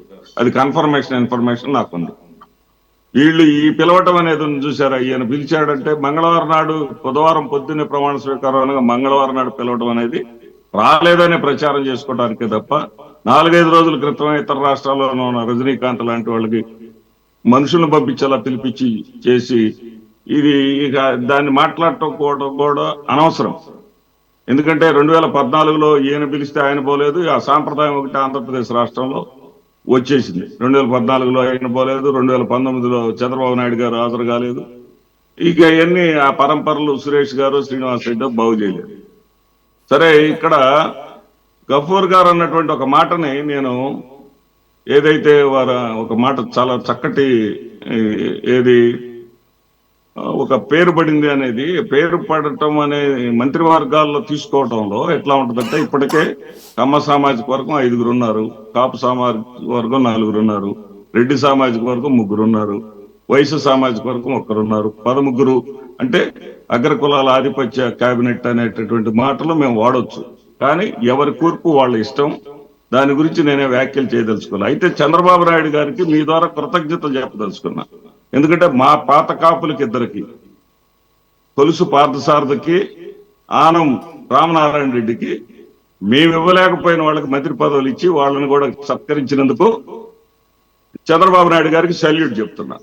అదేవిధంగా మా సోదరులు ఇందాక కమ్యూనిస్టు సోదరులు ఇద్దరు కూడా మేము మాత్రమే ఏదో ఓపెన్ గా సపోర్ట్ ఇచ్చినట్టుగా పార్లమెంటులో తెలుగుదేశం పార్టీ ఏ మాత్రం సపోర్ట్ ఇవ్వనట్టుగా రాజ్యసభ ఎన్నికల్లో కావచ్చు, లేకపోతే రాష్ట్రపతి ఎన్నికల్లో కావచ్చు, ఉపరాష్ట్రపతి ఎన్నికల్లో కావచ్చు, బిల్లులప్పుడు కావచ్చు, ప్రతి ఒక్క బయట నుంచి సపోర్ట్ ఇచ్చాం సార్. వాళ్ళు ఏకంగా 4 పార్లమెంట్ రాజ్యసభ సభ్యులనే తెలుగుదేశం పార్టీ వాళ్ళని బీజేపీలో కలిపేశారు. అవి గుర్తు రాకపోవటం కమ్యూనిస్టు సోదరులకి నాకు బాధగా ఉంది. అది కొంచెం ఇబ్బంది కూడా అనిపించింది వినడానికి. ఎంతప్పటికీ జగన్మోహన్ రెడ్డి జగన్మోహన్ రెడ్డి జగన్మోహన్ రెడ్డి జగన్మోహన్ రెడ్డి జపం చేయటం అనేది రాష్ట్రంలో అలవాటు అయిపోయింది. ఆ జపాన్ని ఇంకా కొనసాగించడం మాకు కూడా మంచిదే. మీరు కూడా ఉన్నారు గతంలో అనేక సార్లు అనేక డిబేట్ లో. ఈవెన్ నేను కూడా అదే అభిప్రాయంతో టీడీపీ వైసీపీ పోటాపోటీగా అనేక రకాలైనటువంటి బిల్లుల్ని ఏ మాత్రం కూడా వాటిలో కరెక్షన్స్ కూడా చెప్పకుండా బేషరతుగా మద్దతు ఇచ్చారని అనేక సందర్భాల్లో మీ సమక్షంలో కూడా మనం మాట్లాడుకున్నాం. ఇప్పుడు మాట్లాడింది ఏంటంటే టీడీపీ ప్రస్తావన ఎందుకు రాలేదంటే నేను అనుకుంటున్నాను ప్రభుత్వంగా మీకు బాధ్యత ఎక్కువ ఉంటుంది. ఈ రాష్ట్రానికి చాలా జరగాల్సినటువంటి పనులు ఉన్నాయి. ఆ రకంగా బిల్లుల రూపంలో వచ్చినప్పుడు ఇప్పుడు ప్రభుత్వంలోకి వచ్చింది ఎవరు? ప్రభుత్వంలోకి వచ్చింది అదొకటి. రెండోది ఇంకోటి గఫూర్ గారు అన్న మరొక దాన్ని పూర్తిగా ఖండిస్తున్నా. జగన్మోహన్ రెడ్డి గారు వెస్ట్రన్ స్టైల్లో ఏ మాత్రం మధ్యదళాలు లేకుండా ఒక నీతి నిజాయితీతో కూడినటువంటి ప్రభుత్వాన్ని అందించాలని ఆయన విశ్వ ప్రయత్నం చేశారు. ఎక్కడో బెడిసికొట్టు ఉండొచ్చు కానీ మాకేమి జన్మభూమి దళారులు లేరు, మధ్యలో అవినీతి చేసేవాళ్ళు లేరు. ఒక్కటి మాత్రం గుర్తుపెట్టుకోండి, సత్యం వెనకనే అసత్యం ఉంటుంది, నీతి వెనకనే అవినీతి ఉంటుంది. ఈ ముందు సత్యం వెళ్ళిపోయింది, నీతి వెళ్ళిపోయింది, ఇప్పుడు అవినీతి అసత్యం రాజ్యం వెళ్తున్నాయి. ఎంతకాలం వెళ్తాయి చూద్దాం. మేమేమి ఇప్పుడే విమర్శలు చేయడానికి మేము సిద్ధంగా లేము. వాళ్ళు అమ్మఒడి నాన్న బుడ్డి అన్నారు. మేము ఇప్పటికిప్పుడు అమ్మక వందనం నాన్నకి ఇంధనం అనే విమర్శలు చేయడానికి మేమేమి సిద్ధంగా లేము. కానీ ప్రజలు ఎప్పుడైనా సరే ఇబ్బంది పడేటటువంటి పరిస్థితి వస్తే, ప్రజల ఆకాంక్షలకి ఏదైనా సరే అడ్డం వస్తే మేము మాత్రం ప్రజల పక్షం తప్పకుండా ఉంటాము. పోరాటాలు ఎప్పుడు మాకు కొత్త కాదు, పోరాటాలు చేస్తాము. ప్రజలే మాకు ప్రాణం, ప్రజలే మాకు ఊపిరి. అది సార్. Fair enough. అది ఖచ్చితంగా ఉండాల్సిందే. లేదంటే కనుక ప్రతిపక్షంగా మీరు 2029లో పోరాడాలి, మళ్ళీ అధికారంలోకి వచ్చే విధంగా ఉండాలి అంటే ప్రజల మధ్యలో 24 గంటలు ఉండాల్సిందే. There is no other option. I mean left parties ని కోట్ చేశారు కాబట్టి I will go to Gafoor garu first. Koteswararao గారు చెప్పినట్టుగా తమిళనాడులో ఒక్క జయలలిత మాత్రమే గెలిచి మిగతా వాళ్ళందరూ ఓడిపోయినటువంటి పరిస్థితులు కూడా ఉన్నాయి. ఇదేమి 11 సీట్లు మాట్లాడుతున్నప్పుడు నేను బీజేపీతో వైసీపీ స్నేహాన్ని గురించి నేను ప్రస్తావించనే లేదు. అవినీతి గురించి చెప్పాను నేను, అంతవరకు కరెక్ట్. అది అంతే తప్ప బీజేపీ యొక్క స్నేహాన్ని గురించి నేను. కోటేశ్వరరావు గారు కూడా కమ్యూనిస్ట్ బేసికల్ గా నాకు తెలుసు. ఆయన కోటేశ్వరరావు గారు కూడా కమ్యూనిస్ట్ బేసికల్ గా కోటేశ్వరరావు గారు అన్నారు. నేను మీ జోలికి ఆ విషయంలో రాలేదు. మీరు రప్పించుకోవాలంటే మీ ఇష్టం, అది వేరే సంగతి. రెండవది ఏమంటే కోటేశ్వరరావు గారు కూడా కమ్యూనిస్ట్ గా నాకు తెలుసు కాబట్టి అభ్యంతరం లేదు. మీరు చెప్పారు, ఆయన చెప్తాడు. రెండవది ఏమంటే ఇప్పుడు బీజేపీతో స్నేహం విషయంలో మీరేం తక్కువ కాదు. తెలుగుదేశము వైసీపీ ఇద్దరు కూడా పౌరసత్వ సవరణ చట్టాన్ని కూడా మీకు బేస్ అంతా మైనార్టీస్ అయితే మైనార్టీల మీద గొంతు మీద కత్తి పెట్టేటువంటి చట్టానికి కూడా మీరు రెండు చేతులు ఎత్తేటువంటి దౌర్భాగ్యంతో రెండు పార్టీలు వ్యతిరేకించారు సార్. భలేవాళ్ళే సార్. ఎవరు వ్యతిరేకించారు? లేదండి పార్లమెంట్ లో పార్లమెంట్ వ్యతిరేకించాము, లో దానికి ఒక్క మాత్రం మాట మద్దతు మాట్లాడినారా? ఇవ్వలేదు. లేదు, బలపరిచారు, ఇద్దరు బలపరిచారు. లేదు అంటే సార్, తెలుగుదేశం లేదు సార్. ఆ? లేదు అయ్యో సబ్జెక్ట్ శ్రీనివాస్ కరెక్షన్. రెడ్డి, ఈ నేనైతే మేరకు వ్యతిరేకించాను తెలుసుకోకపోతే అనుకుంటున్నా. కేసీఆర్ నాని న్యూట్రల్ గా ఉన్నాడు. కేసీఆర్ నాని తెలుగుదేశం వాడే అయినప్పటికీ అతను ఒక్క అతనికి వేరే కారణాలు ఉన్నాయి. కానీ వైసీపీ అండ్ టీడీపీ ఇద్దరు బలపరిచారు. సురేష్ గారు కావాల్సింటే రెఫర్ చేస్తారు అది. ఇక రెండవది ఏమంటే అవినీతి అంటే నీతి పోయింది, అవినీతి వచ్చింది. మిమ్మల్ని గురించి మీరు మాట్లాడుకోవచ్చు. ఎందుకంటే మీ రాజ్యంలో అవినీతి విషయంలో రాబోయే కాలం తెలుస్తుంది మనకు అన్ని. ఇప్పుడు ఇసుకలో ఏం జరిగింది, లేకుంటే ఇంకో దాంట్లో ఏం జరిగింది, ఇవన్నీ కూడా ఈ జే బ్రాండ్ మద్యంలో ఏం జరిగింది, ఇవన్నీ చూడాలా. ఏమైనప్పటికీ నేను చెప్పేది ఒకటే, ఇప్పుడు ఆయన నిజాయితీగా ₹1 పక్కకు పోకుండా ప్రజలకే ఇస్తారని చెప్తున్నారు తప్ప ప్రజలతో ఎవరితోనో కలిసినాడా? మీతో కలిశాడా? మాతో కలవలేదు. మేము చాలాసార్లు రిప్రజెంట్ చేయడానికి ప్రయత్నం చేస్తాం, కార్మిక సంఘాలుగా పోయినాం. ముఖ్యమంత్రి అనేటువంటి వాడు ఎవరితో కలవడు. ఇది గత చరిత్ర. నాకేం ఆయన మీద కోపంతో మాట్లాడడం లే. ఎవరే కానీ రేపు చంద్రబాబు నాయుడు కూడా ఇట్లే ఉంటా అనుకోండి, ఆయన కూడా విమర్శిస్తాం మేము, మాకేం ములాజ్ ఉంది. కాబట్టి ఇప్పుడు రెండవది ఏమంటే సురేష్ గారు మీరు అడిగారు, కేంద్ర ప్రభుత్వం ఇప్పుడు సువర్ణ అవకాశం, వరలక్ష్మి గారు ఉన్నారు, ఒక సువర్ణ అవకాశం వచ్చి ఉండింది తెలుగుదేశం పార్టీ యొక్క వైఖరి ఎట్లుంటుందని చెప్పడానికి. నితీష్ కుమారు ఆయన మద్దతు ప్రధానంగా ఈరోజు కావాలా? చంద్రబాబు నాయుడు నితీష్ కుమార్ లేకపోతే ఈరోజు ఎన్డీఏ గవర్నమెంట్ లేదు. నితీష్ కుమార్ ఏమన్నాడు, బీఆర్ ప్రత్యేక హోదా కావాలన్నాడు. మేము అనుకున్నాం ఒకవేళ చంద్రబాబు నాయుడు నేరుగా కాకపోయినా ఇంకెవరితోనా ఆ మాట అనిపిస్తాడేమో, మాకు కూడా ఆంధ్రప్రదేశ్ కూడా కావాలా, ఆంధ్రప్రదేశ్కి అన్యాయం జరిగింది అనేది ఎవరైనా అంటారేమో అని 1000 గంటలతో ఎదురు చూసినాం. ఎవరూ మాట్లాడలేదు తెలుగుదేశం తరఫున. ఇట్లా డిబేట్లోనే ఒక సోదరుడు తెలుగుదేశం తరఫున అన్నాడు, మేము అడగమన్నాడు. అదే కనుక తెలుగుదేశం వైఖరి అయితే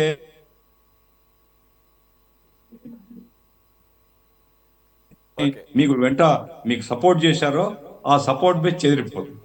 ప్రత్యేక హోదా ఒక వాక్యం కాదండి. ప్రత్యేక హోదా ఆంధ్ర ప్రజల అభివృద్ధి కోసం ముఖ్యమైనటువంటి ఒక అవకాశం. అది పన్నుల రాయితీలు ఉంటే పరిశ్రమలు ఏమైనా వస్తాయి, పరిశ్రమలు వస్తే ఉపాధి వస్తుంది, పరిశ్రమలు వస్తే ఆదాయం పెరుగుతుంది, రాష్ట్రం అభివృద్ధి అవుతుంది. కాబట్టి ప్రత్యేక హోదా మీరు పోరాడి ఎన్డీఏ నుంచి బయటికి రమ్మని కూడా నేను చెప్పడం లేదు, మీరు బయటికి రావాలని కూడా నేను డిమాండ్ చేయడం లేదు. కానీ ఇది ఒక అన్యాయం జరిగింది మాకు అనేటువంటి మాట కూడా చెప్పే ధైర్యం లేకపోతే మీరు ఆలింగనాలు చేసుకుంటున్నారు. ఆ ట్రంప్ అట్లాగే గుజరాత్లో ఆలింగనాలు చేసుకున్నాడు, మోడీతో ట్రంప్ వెళ్ళిపోయినాడు. మీరు ఆలింగనాలు ఎక్కువ చేసుకుంటే మీకు కూడా అట్లాంటి పరిస్థితి రాకూడదని నేను కోరుకుంటున్నా. దయచేసి గమనించండి, పోలవరం ఒకటే కాదు, ప్రత్యేక హోదా ఒకటే కాదు, railway zone, Visakha steel plant, ఇవన్నీ కూడా మన ప్రజల యొక్క ఆకాంక్ష. ఇదేదో ఒక పార్టీ కాదు, ఒక వ్యక్తి కాదు, ప్రజల యొక్క ఆకాంక్ష. వెనుకబడ్డ రాయలసీమలో మాకు అన్యాయం జరిగినటువంటి భావన బలంగా ఉంది. కాబట్టి ఆ వెనుకబాటుతనాన్ని పోగొట్టేటువంటి బాధ్యత కూడా ఈ ప్రభుత్వం మీద ఉంది. మీరు దయచేసి రాబోయే కాలంలో అటువంటి చర్యలు తీసుకుంటే ఆకాంక్షలే కాదు అప్పుడు కాంగ్రెస్ అధికారంలో ఉన్నప్పుడు రాష్ట్ర విభజన జరిగిన సమయంలో ఇదే బీజేపీ పూర్తి స్థాయిలో మద్దతు ఇచ్చి ఆ చట్టానికి సపోర్ట్ చేసింది. ఏంటది? అది విభజన చట్టంలో ఉన్నటువంటి హామీలు ఇవి 10 సంవత్సరాలుగా అమలు చేయకపోవటమే ఇది ఒక క్రైమ్ నన్ను అడిగితే. మరి ఇప్పుడు మేము అన్ని అమలు చేసేస్తామంటున్నారు, ఏం మిగిలిలేవు, అన్ని అమలు చేసినామంటున్నారు. అంటే దానికి ఏం లెక్క పత్రాలు ఏముండవు అనుకుంటా. అయితే మరి మనకి ఎక్కడ కనపడలేదు సార్. అదే సార్ మరి కళ్ళ ముందు ఎక్కడ కనపడలేదు కదా సార్. మరి తెలుగుదేశం మీద బాధ్యత ఉంది అని చెప్తున్నాను నేను. అదే రైట్. కోటేశ్వరరావు గారు వైండ్ అప్ చేసేయండి సార్. ఇప్పుడు శ్రీనివాసరెడ్డి గారు నేను చెప్పినటువంటి దాన్ని పూర్తిగా వక్రీకరించారు. ఏమిటి అంటే నేను చెప్పినటువంటి సందర్భం ఏంటి, కీలకమైనటువంటి మద్దతు తోటి మేము ప్రత్యేక హోదా సాధిస్తామని చెప్పేసి జగన్మోహన్ రెడ్డి గారు చెప్పారు. లోక్సభలో మన అవసరం లేకపోయింది కనుక మేము గట్టిగా అడగలేకపోయాము, అయినా అడుగుతూనే ఉంటామని చెప్పారు. నేను చెప్పింది ఏంటి, రాజ్యసభలో కీలకమైనటువంటి మద్దతు అనేటువంటిది బీజేపీకి అవసరమైంది. బీజేపీకి పూర్తి మెజారిటీ లేనటువంటి సమయంలో అప్పుడు మీరు నరేంద్ర మోడీ గారి పీక ఎందుకు పట్టుకోలేదు అని అడిగాను తప్ప తెలుగుదేశం పార్టీ వాళ్ళని సమర్థించిందా లేదా అనేటువంటిది అసందర్భం. మీరు దానికి ఇప్పుడు రాష్ట్ర ప్రజలకు సంజాయిషి చెప్పాలి, వివరణ చెప్పాలి. మీరు చేసినటువంటి దాన్ని కప్పిపుచ్చుకోవడానికి ఎదుటి వాళ్ళ మీద రాళ్ళేస్తే కుదరదు. మీరు ఎందుకని రాజ్యసభలో మీ కీలకమైనటువంటి మద్దతు అవసరమైనప్పుడు మాకు ప్రత్యేక హోదా ఇస్తారా లేదా అని చెప్పేసి నరేంద్ర మోడీ గారిని, బీజేపీని, కేంద్ర ప్రభుత్వాన్ని ఎందుకు అడగలేదనేటువంటిది ఇప్పుడు మళ్ళీ నేను రెట్టిస్తున్నా. దానికి కోటేశ్వర గారు అది సరే గతంలోది కాదు, ఇప్పుడు లేటెస్ట్ గా మనం ఇందాక మాట్లాడుకున్నట్టుగా విజయసాయి రెడ్డి గారు అత్యుత్సాహం ట్వీట్ చూస్తుంటే దీని అర్థం ఏంటంటే బేషరతుగా మీకు మద్దతు ఇస్తాం అంటే, బేషరతుగా ఎప్పుడు ఇస్తారు అంటే మీకేంటి భయం? అందులో విజయసాయి రెడ్డి గారు ఓపెన్ గా మాట్లాడుతున్నారు, దీంట్లో ఏమీ లేదు. ఎన్ని కేసుల్లో మీరు A2గా ఉన్నారు, ఎన్ని కేసుల్లో A2గా ఉన్నారు, వాటి నుంచి రక్షించుకోవడానికి ఈ మాటలన్నీ, ఈ భరోసాలన్నీ ఎవరు? తెలుగుదేశానికి సంబంధించి వాళ్ళ మహానాడు తీర్మానాలు చూస్తే వాళ్ళు మేము బీజేపీకి మద్దతు ఇస్తామని మహానాడు ప్రతి తీర్మానం చేశారు. వాళ్ళు మేము నిర్మాణాత్మక మద్దతు ఇస్తామని చెప్పేసి ఎక్కడ ఏ మహానాడు తీర్మానంలో కూడా బీజేపీని కానీ కేంద్ర ప్రభుత్వాన్ని కానీ వాళ్ళు విమర్శించలేదు. వాళ్ళు ఓపెన్ గా చెప్పారు. ఆ ధైర్యం వైసీపీకి లేకపోయింది, ఆ అవకాశాన్ని వైసీపీ వినియోగించలేకపోయింది. ఆ లోపాన్ని దాన్ని కప్పిపుచ్చుకోవడానికి ఎదుటి వాళ్ళ మీద వైసీపీ పరంగా ఎప్పుడు కూడా బీజేపీకి దూరంగా ఉంటాము. చివరిగా ఒకటే చెప్పదలుచుకున్నా, బీజేపీ వాళ్ళు మమ్మల్ని ముందుగా పిలిచి మేము కాదంటేనే తెలుగుదేశం పార్టీ వాళ్ళకి అవకాశం ఇచ్చారు, మేము కాదంటేనే అవకాశం ఇచ్చారు.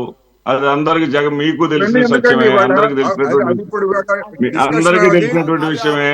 మా పాలసీ శ్రీనివాసరెడ్డి గారు లేదు, అది ఎందుకనేది అందరికీ తెలిసిందే. కాగారు కాబట్టి బీజేపీకి దగ్గరగా వెళితే మీకు బీజేపీతో పొత్తు కలవనన్నటువంటి చంద్రబాబు నాయుడు ఉదంతం కూడా మీరు ఒకసారి గుర్తు చేయండి. ఈ సందర్భంలో తీర్మానాలు చేస్తున్నారన్నారే, జన్మలో బీజేపీతో పొత్తు కలవనన్న సందర్భాన్ని కూడా గుర్తు చేయండి. కోటేశ్వరరావు గారు మీరు మంచి విశ్లేషకులు. జీవించి ఉండగా బీజేపీతో కలవనన్నాడు చంద్రబాబు నాయుడు గారు. ప్రతి సందర్భంలో చెప్పక్కర్లే, అవన్నీ తెలుసు. అనేక మాట్లాడాము. మరి అందుకనే నేనేమంటున్నానంటే జగన్మోహన్ రెడ్డి గారిని మీరు పబ్లిసిటీ చేస్తూనే ఉండండి, మాకు కూడా అవసరం. మీలాంటి పక్షాలన్నీ కూడా జగన్మోహన్ రెడ్డి గారిని ప్రజల్లో ఎల్లకాలం ఉంచే విధంగా మీరు పబ్లిసిటీ చేస్తున్నందుకు మీకు నా తరఫున ధన్యవాదాలు. సురేష్ గారు ఒక్క నిమిషం. జగన్మోహన్ రెడ్డి గారిని జనజీవన స్రవంతిలోకి రమ్మనండి. నేను కోరుకునేది అదే, జనజీవన స్రవంతిలోకి రావాలి. 14వ తారీఖు నుంచి పర్యటనలు మొదలవుతున్నాయి. 14th నుంచి పర్యటనలు మొదలవుతున్నాయి. ఆ పరదాల నుంచి పర్యటనలు మొదలవుతున్నాయి సార్. ఎల్లుండి ఇప్పటికైనా మాట్లాడాలి. పర్యటనలు మొదలవుతున్నాయి, ఏం ఇబ్బంది లేదు. ఆ జనజీవన స్రవంతిలో కలవాలనేదే నేను ఈ సందర్భంగా చెప్తున్నాను. శ్రీనివాస్ రెడ్డి గారు అధికారంలో ఉండగా ఎంతో ఫోటో దిగారో లేదో నాకు తెలియదు, దాన్ని ఫేస్బుక్ లో లేకపోతే పోస్ట్ చేయలేదు. అధికారం పోయిన తర్వాత ఆయన సత్యమణి గారితో వెళ్ళి జగన్మోహన్ రెడ్డి గారిని కలిసి వచ్చారు. అందుకని జగన్మోహన్ రెడ్డి గారు నేను అధికారంలో ఉన్నప్పుడు కూడా ఫేస్బుక్ లో 6 పైన నా పోస్టులు ఉన్నాయి, మీరు అవి చూసుకుంటారు. అధికారంలో ఉండగా కూడా జగన్మోహన్ రెడ్డి గారితో 6 పైన ఉన్నాయి ఫోటోలు. నేను వాటిని చూడలేదని చెప్తున్నాను. సరే, ఏమైనా సరే జగన్మోహన్ రెడ్డి గారు జనజీవన స్రవంతి ప్రస్తావించడంలో నేను తప్పు పట్టను. నేను వెళ్ళాను, నేను వెళ్ళగానే మా నాయకుడు కోటేశ్వర గారి ఉద్దేశం ఏంటంటే ఒక్క శ్రీనివాస్ రెడ్డి గారే కాదు, వైసీపీలో ఉన్న ప్రతి కార్యకర్తకి అందుబాటులో, అలాగే ప్రజలకు అందుబాటులో ఉండాలి అనేది ఆయన ఎసెన్స్. దాన్ని అలా కాదండి, మీడియాకి ఒకసారి మీడియాతో మాట్లాడమనండి. మీడియాతో ఒకటండి ఇక్కడ గఫూర్ గారు సీనియారిటీ తోటి ఆయన ఇప్పుడు మన కోటేశ్వరరావు గారు చెప్పినా గఫూర్ గారు చెప్పినా ప్రజాతంత్రంగా ప్రజల కోసం మాట్లాడేటటువంటి వ్యక్తులు. వాళ్ళని నేనేం తక్కువ అంచనా వేసి నేను మాట్లాడను.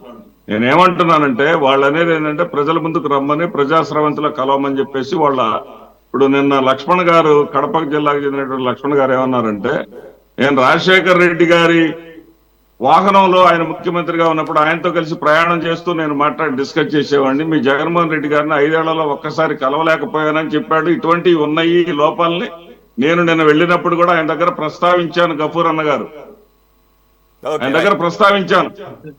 రైట్ ఫెయిర్ అందుకనండి జనజీవన స్రవంతిలో కలవమంటుంది. ఇప్పుడు నేను కూడా రాజశేఖర రెడ్డి గారు సీఎం గా ఉండగా నేను కూడా చాలా వెళ్ళాను.